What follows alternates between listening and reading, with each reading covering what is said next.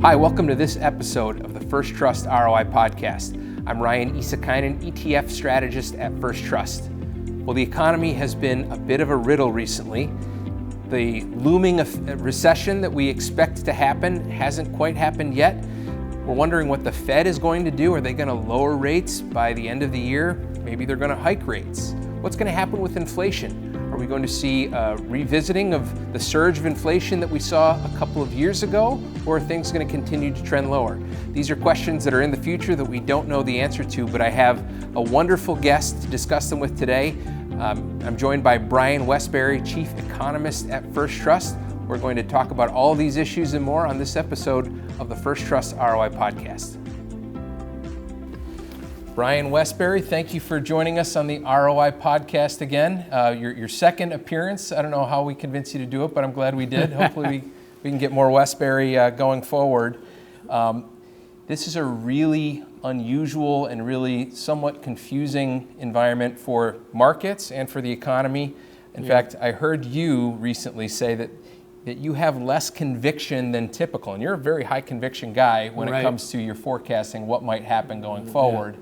And that makes sense to me, but why is that? Why is it hard to, figure out what is likely to happen, at least in the near term? Yeah, it's great to be with you, Ryan.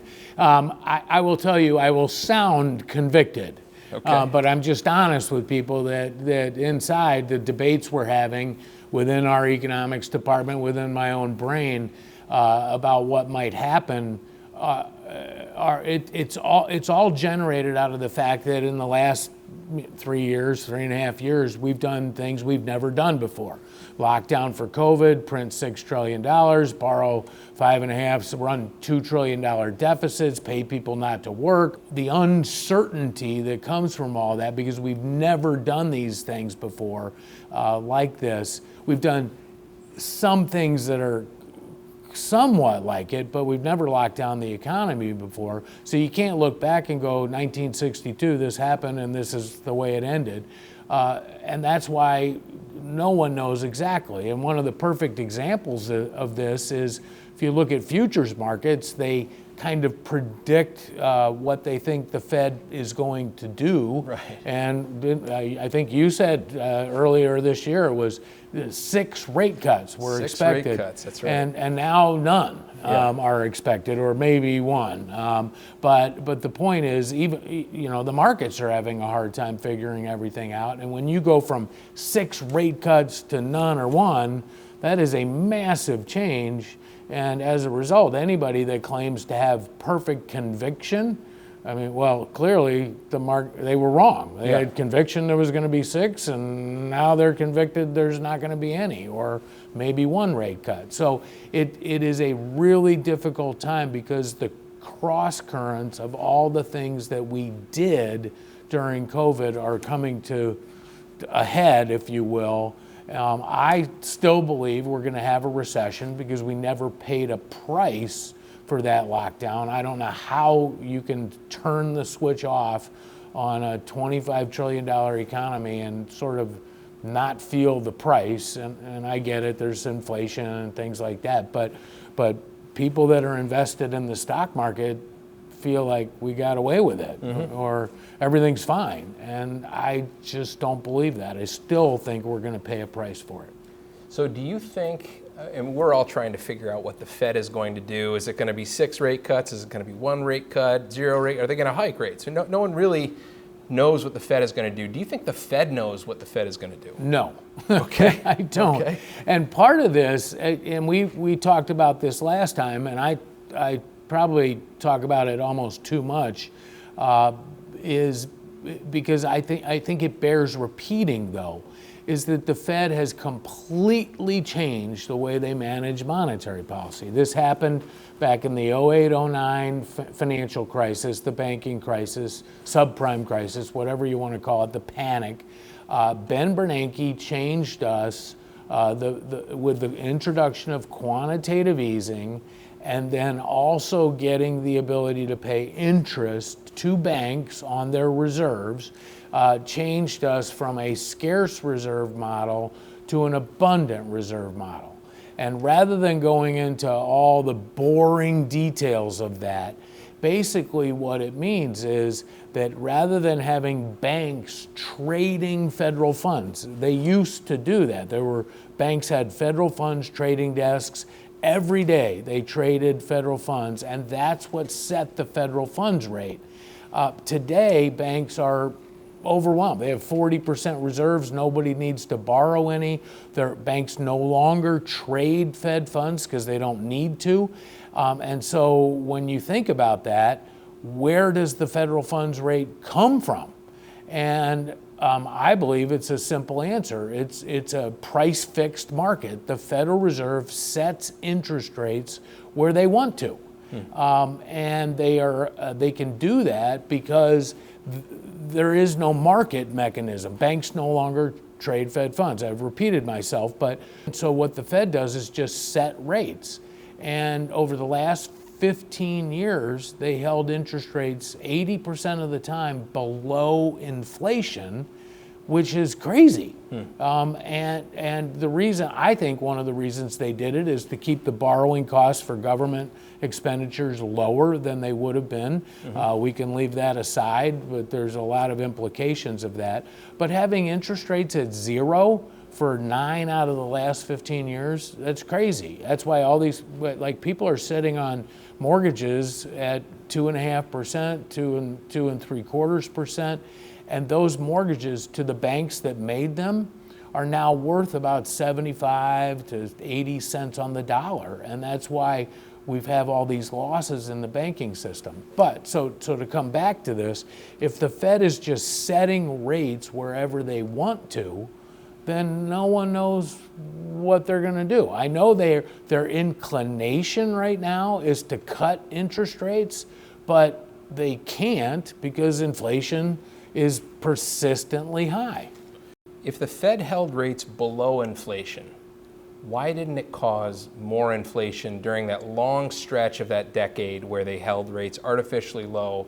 Shouldn't that have caused more inflation? Yeah, when we moved from and by the way, Ryan, this I could teach a 15-week class, we'll 3 hours every Wednesday night, and it would take us that long to get through what's really going on here. I'm not exaggerating, because they completely changed how they manage money. So that moving from the scarce reserve to the abundant reserve, one of the things that it did is it separated the money supply growth from the level of interest rates. They used to be connected. So when the Fed slowed the money supply down, it increased interest rates. When they raised money supply growth, it lowered interest rates. And now they've completely separated it. So back in that period that you were talking about, Ben Bernanke held the federal funds rate at zero for 7 consecutive years, did all that QE, and pushed reserves into the banking system, but then at the same time held capital requirements on banks higher than normal and instituted liquidity rules on banks. So even though we were doing all that QE, the money supply didn't accelerate. And so rates were zero, QE was happening, but the money supply didn't go up. It didn't accelerate, and that's why we didn't get inflation. In fact, that Bernanke period, we had 1.5% inflation during that 7 years. It was so low that Jerome Powell, when he took over the Fed, started saying it's too low, dangerously low. So we need to get inflation higher. Well, he held interest rates at zero for 2 years, but this was during the pandemic. And so the federal government was buying Treasury debt directly from the Treasury, and the Treasury was injecting that money into the economy, and the result was the money supply exploded. That's where inflation came from. So while everyone talks about interest rates all the time, most people, including Jerome Powell and the Fed, ignore money. M2 is what I think they ought to watch. And if you look at M2, it didn't grow during Bernanke, it did grow during the pandemic and Jerome Powell, and that's why we have inflation now, and we didn't have it back when Ben Bernanke was the chairman of the Fed. So as the Fed is ostensibly fighting against inflation, there is still a lot of fiscal spending that was these big packages that were passed over the last several years, right, that are still impacting things now. Aren't those sort of cross currents that are, I don't know, causing maybe one of these eddies in the river? I mean, it seems like it's hard to slow down the money, or slow down the velocity of money, or slow down the economy if you're pouring money in and then you're also trying to keep things tight. Right. So what gives there? There's a little bit of depth to this and some nuance. If the federal government decides to increase spending by $100 billion on semiconductor plants, the CHIPS bill, and I'm not trying to mention the exact bill because I think it was over $200 billion. But let's say they decide they're going to spend $100 billion on building CHIPS plants. And the way they do that is they go out and borrow money from Peter to give $100 billion from Peter to give $100 billion to Paul to build CHIPS plants. Well, all that does is take money away from Peter and give money to Paul. It doesn't increase the money supply. And so government spending itself doesn't cause inflation. There's a lot of people that think it's an injection of money, but it's not, because all you're doing is taking it from Peter to give to Paul. Where the Fed comes in is when they're the ones that are Peter, when they buy the bonds. And so they print new money, give it to the Treasury then gives it to Paul, and now you've injected money. So we call that monetizing the debt. And that's what they did during the pandemic. So government spending itself doesn't cause inflation if the Fed doesn't monetize it. And so over this past 18 months or so, the Fed's been doing quantitative tightening. They've actually been selling off their Treasury bond portfolio. At the same time, the Treasury is borrowing more money from one part of the world. It could be foreign investors, it could be anybody that buys those bonds, and then giving it to politically favored parts, like semiconductor plants or EV purchasers or solar or wind or all kinds of other things that the government decides, or using it to forgive student debt. But only if the Fed monetizes the debt does that turn into inflation. So all of those fiscal spending plans, my theory, and we'll see how it plays out, is that the incentives are that the government, that the party in power has this big pot of money that they've had passed into law the last several years. They're going to want to concentrate as much of that fiscal spending in an election year as possible. Because a better economy means that you're more likely to get reelected. Is that happening? Yes. Okay. Yes. Now, one thing that's interesting is, so John Maynard Keynes is the one that said deficit spending is good. And he's actually spinning in his grave right now, because he said it's good when the economy needs it, like when the private sector blows it. Like he believed in market failure, like we had speculation or businesses build inventories up too much, they got too optimistic, and then you have a recession. And when the recession happens, the government comes in and can fix it, all right? But then he said when things get good, which, by the way, in the last 2 years, unemployment's been below 4%, and that's good. You're supposed to run a surplus or at least a balanced budget, not run those deficits anymore. Well, in 2022, we had $1 trillion deficit. In 2023, and this is why Keynes is spinning in his grave, with the economy grew 3%, unemployment's under 4%, jobs are growing 250,000 a month, and we had a $2 trillion deficit. So we went from 1 to 2. And that extra trillion actually led to more growth last year. The problem is it grows the size of the government, and it can help in the short term. I believe in the long term it actually hurts. But we can leave that aside. so they have to, in order to be stimulative to the economy this year, the election year, 2024, they're going to have to raise the deficit again above $2 trillion. Because if you stay at 2, it's a zero impact. I mean, you had 2 more last year, 2 more this year, doesn't make any difference. You have to actually find a way to increase it. It's the change, the rate of change more so than the absolute level. Right, okay. Yeah. So even though it's a $2 trillion deficit, doesn't mean you'll get more growth. Yeah. But they're trying to find ways. Like, for example, this the foreign aid bill with Ukraine and Israel and I guess Taiwan and who knows what else is in there.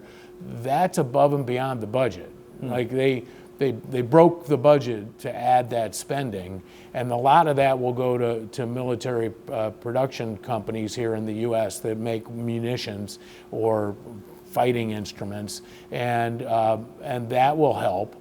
But they're only going to get $100 billion or $150 billion extra into the economy this year. So yes, they want the governments throughout history, and the U.S. is no different, always want to try to do anything they can like that to boost growth in an election year. And the people those in power have the ability sometimes to get that done. By the way, there are a lot of people that believe the Fed will cut rates at least once before the election. And there's an argument to be made that would be a political rate cut. That oh yeah, we're going to do it just because we can. And it'll make things a little bit better just before the November rolls around. Yeah. Okay, so you'd agree that we're not in a recession now, right? Right. Yep. So why are we not? Why has this recession that is on the horizon, seems like it's coming, why hasn't it come? Is it some of the things that we've been talking about, some of the government spending, or or is it just innovation? Is it AI? Why has the recession not come yet? you just hit on it. This is a great question, and I want to separate things into a couple of different categories. So the first thing is that I view the lockdowns, the economic shutdown from COVID as a car wreck. And then all the money we printed, all the money we borrowed to pay people not to work, that's morphine. So you're in a car wreck, you're in pain, they give you morphine, you don't feel the pain. And once that morphine wears off, you feel the pain. So I keep waiting for that morphine to wear off. The money supply is now down, negative in the last 18 months. So that's no longer in the system. I think it stayed in the system longer than I thought it would, but we've now burned through all the money that we printed. Last year, I think half of our economic growth, we had about 3% real GDP growth, half of that came from government spending. And you can look at government employment growth versus private sector employment growth. So government jobs last year were up 3%. And by the way, the government payroll was up 8.5% last year. And so not only did we hire 3% more government workers, but we paid 5% more to all those government workers as well. Everybody's on a COLA, they get adjusted for inflation. Private sector jobs only grew 1.8%. So I think the evidence is pretty clear.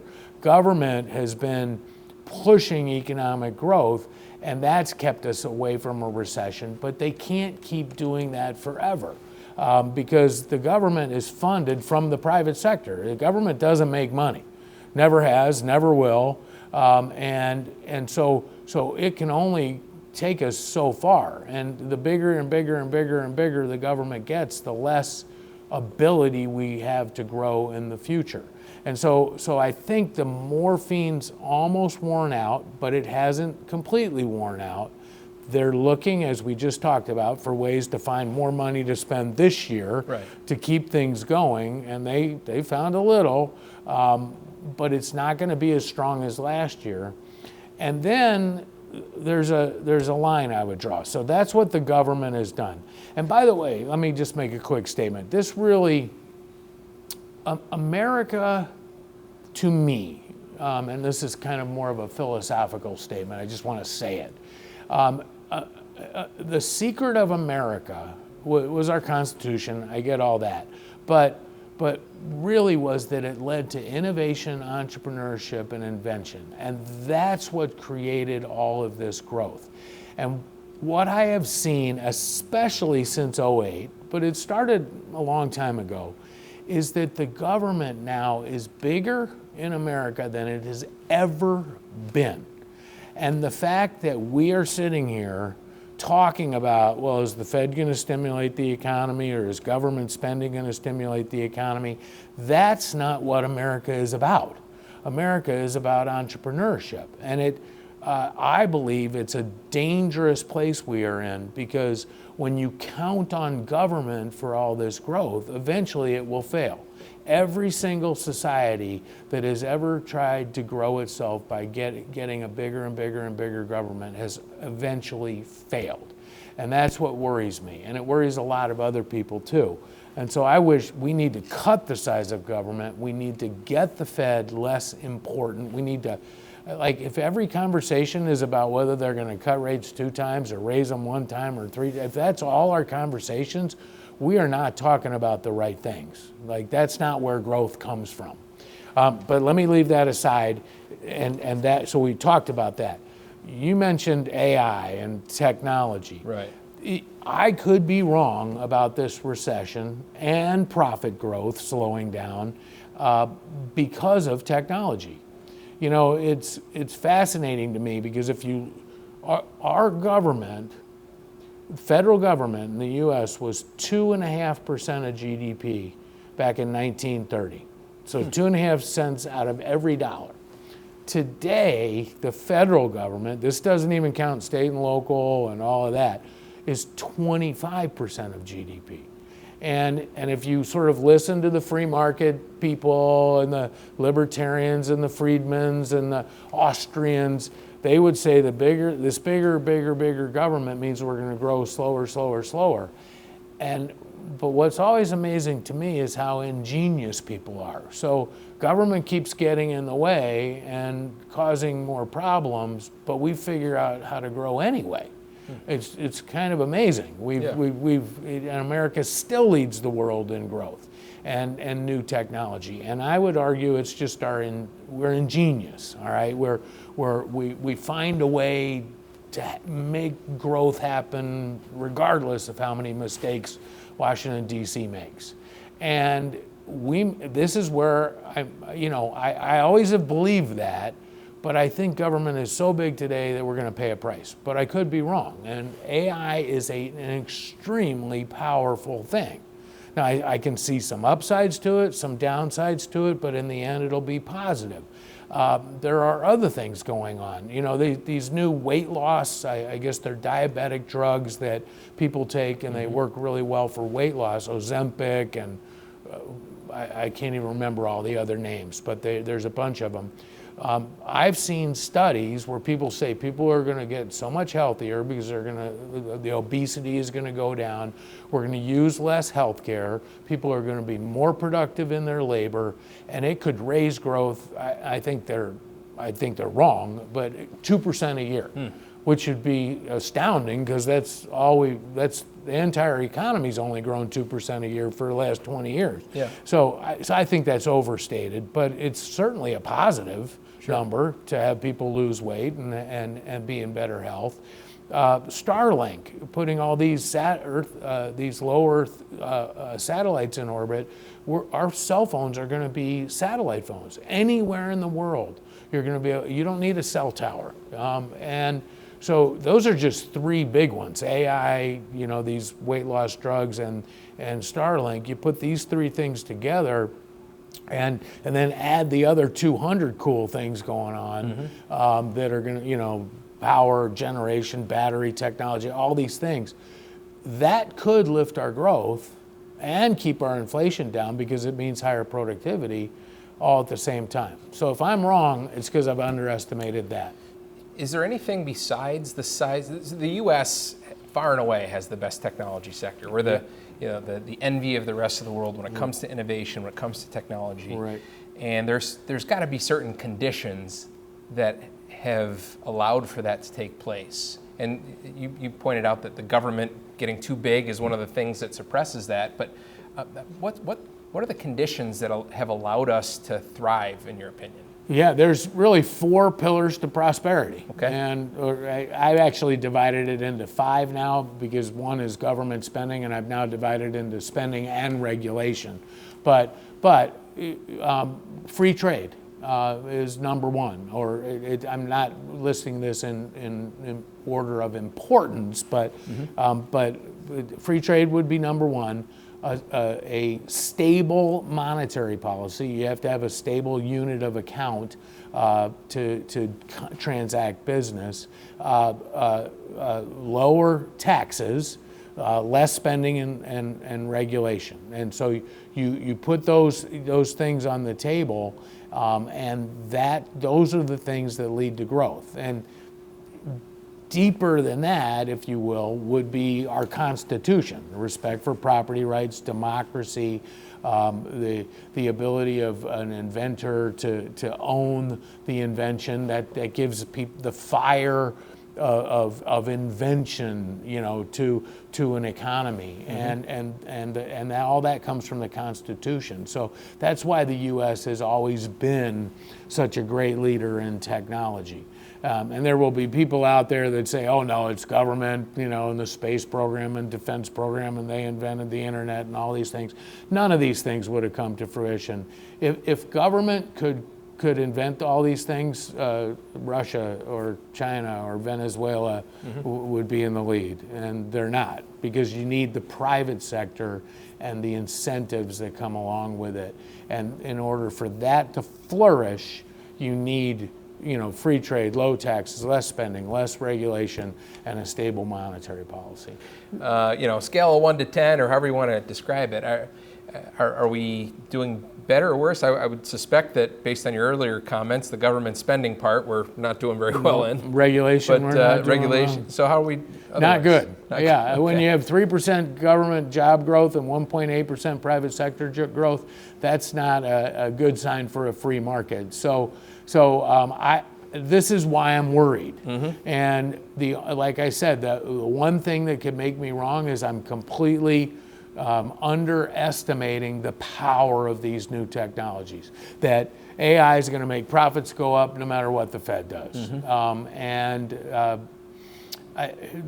My biggest worry about that is there are people that say that. I read a headline in the Wall Street Journal not long ago: AI versus the Fed. And it was kind of amazing to me. It's not wrong to kind of think that way, but I'm like, wow, is it really that powerful? And it can overwhelm even. The Fed can do Great Depression monetary policy, and it doesn't matter because AI is here, and it might be. I don't know how to judge it. I know it's a really powerful technology. It's going to be cool. We're all going to have AI bots. You're going to have an AI bot.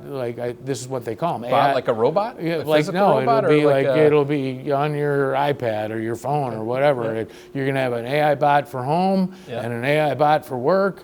And let's say you're a financial advisor, and you're going to say, remind me, Mrs. Smith needs to take the withdraw from her IRA, this year, and we have to pay the tax. Can you please, get all the paperwork ready to do that? Yeah. And it'll do it. Or at home, you're going to be like, it's Wednesday, I need milk, and so remind me, or order my new prescription, or hey, could you pay the plumber, or what? We're going to all become more productive because of this. Now, at the same time, it's going to. I think there's some negatives too. AI could never write the U.S. Constitution. The founding fathers, they read Marcus Aurelius and Aristotle, and the amount of Adam Smith wrote in 1776. That's what they had access to, and that's where the Constitution came from, the Magna Carta thing. Well, now AI would read that. I'm not saying it won't, but it'll also read the New York Times. And I mean, it all depends on who programs AI, but if you give equal weight to the New York Times and equal weight to Aristotle, you will not write the U.S. Constitution as it's written. And that scares me. So you got these positives that could make our lives better, right, but you have these negatives where you never come up with the greatest document written in human governance history, I mean, other than the Bible, So, it's kind of interesting to me. But that's what worries me, is that government has gone so far that even these things can't bail us out. And so right now I have the market overvalued by about 20%. I still think there's a recession coming. Told you I was convicted about my forecast, but I will tell you there's a lot of questions underneath it. So as you think about what makes you optimistic, it sounds like the potential for, maybe you said if you're wrong, it's because of some of these technologies and things overwhelming maybe the negatives. Right.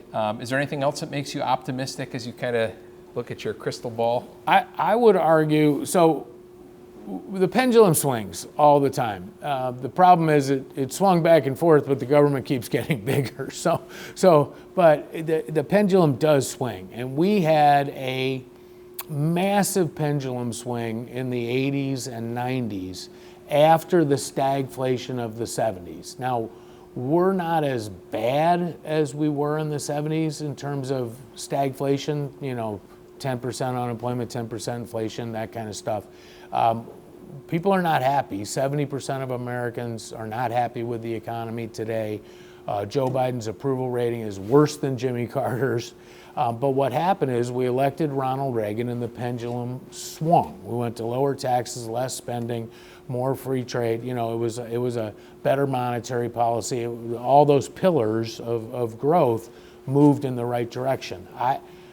I believe the pendulum is swinging today, that it's gone too far. I just in the past, few 72 hours to a week, campuses have been under, strife because of these heavy protests. And contrary to what we did in the summer of 2020, the police have now gone in and cleared out all these places. I mean, and that's a huge change. And we didn't just let them rage like we have done. I think people are kind of fed up with this kind of protest, if you will. We lived through burning of cities and all this and really didn't stop it. Now these things have not been let to go on very long. And I think that's a sign. If you look at Argentina, they elected Javier Milei, who quotes Milton Friedman, and he's now the new president. In Canada, there's I can't ever say his name right, Pouliot is 17 points ahead of Trudeau. The election's not for till next year, I think, early next year, but it's a ways off. But he's 17 points up, and he quotes Milton Friedman as well. And that's a pendulum. So did Ronald Reagan. And so the point I would get to is that makes me optimistic about the future too. So even though we might have this kind of stagflationary environment here and possibly a recession, I do see the pendulum swinging back the other way. It may not be everybody's favorite candidate, but I think policies are going to shift. So you've mentioned Milton Friedman a few different times. What is your favorite Milton Friedman books that people listening or viewing the podcast should make sure that they read as they think about the library of books that Milton Friedman has written? Yeah, I mean, I'm telling you, the favorite book is There's No Such Thing as a Free Lunch. You can't get it. I used to talk about this from the podium in my speeches, and they're all used and they're all collector's items. And they haven't reprinted it. Really? But he wrote a book on the Great Depression. Oh my gosh, and he also wrote Capitalism and Socialism. You can get his video series And I actually, an idea for you, in the 70s, he went around speaking on campuses, and it's called Free to Choose. Yep. And I think there's 10 or 11 or 12 videos. I took my family on a driving vacation, and for the kids to get spending money, I paid them $20 for every one of those they watched. And so they made $200, and that's what they got to spend on vacation. But and by the way, you have to listen to it, because it's, if they have their ear pods or whatever. Is that that's a series with Phil Donahue, right? No, Okay, but there you can he find. He did a series with Phil Donahue as well. Remember Yeah, that? he did, and you can find those on YouTube. Okay, but this would be Free to Choose. There's a He made a book. The Free to Choose was a Yeah, Free to Choose is also a book, but Yeah. he also did lectures. He went to campuses around the country. Is the book based on the lectures? Yeah, pretty much. Okay. Yeah, and he also wrote for Newsweek, and so Yeah. there's compilations of those kinds of things. But yeah, anything you can get your hands on that Milton Friedman wrote, it's worth reading. Okay. All right, my final question for you. I already asked you a little bit about your favorite Milton Friedman book, but Yeah. what else is Brian Wesbury reading these days? There are so many, so many books to read, but one of the things that I have just recently re-tapped into is the Stoics. And that would be, the Roman and Greek, this goes back to Marcus Aurelius and Seneca, and there is a daily reader called the Daily Stoic. I forget the author or the kind of the editor, but it's a daily quote from one of those Stoics. Okay. And one of the reasons I like it today is that one of the key ideas of the Stoics is that your life is in your control. And if you let all this outside stuff influence you, your envy, your jealousy, your anger, you've been mistreated by somebody, and boy, is that easy to do when they've locked down your business, but you have control over only one thing, and that is yourself. And so they constantly focused on the internal. And I like it these days because it lets you tune down. It actually encourages you to tune down the noise coming from the rest of the world. And boy, do we live in a noisy time. All the social media and the TV 24/7. One of the things that's happened to me is I hardly watch TV anymore. I can remember the day when I would have CNBC on 24/7, I would leave the office and it would still be on the TV. I'd come back in, it'd be on. And then I changed to Fox Business, and then for a while I went to Bloomberg, and now I don't watch any of it. Yeah. And I'm going to hand that to the Stoics. They've kind of let me. They're the antidote to some of the noise of this. I'm in the middle of a book called The Anxious Generation by Jonathan Haidt. I don't know if you heard of that. Yeah, I have heard of it. It's kind of analyzing the current generation of kids coming up that's filled with anxiety because they spend too much time on social media, not enough time outside, playing with their friends freely. Right. Exactly. Maybe my kids need to read a little Stoicism too. Yeah, I think it is.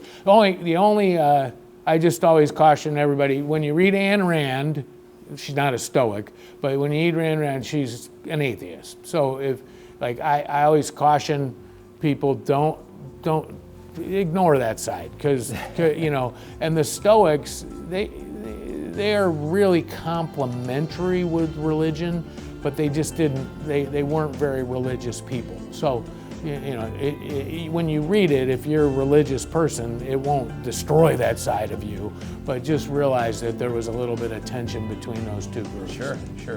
All right. Yeah.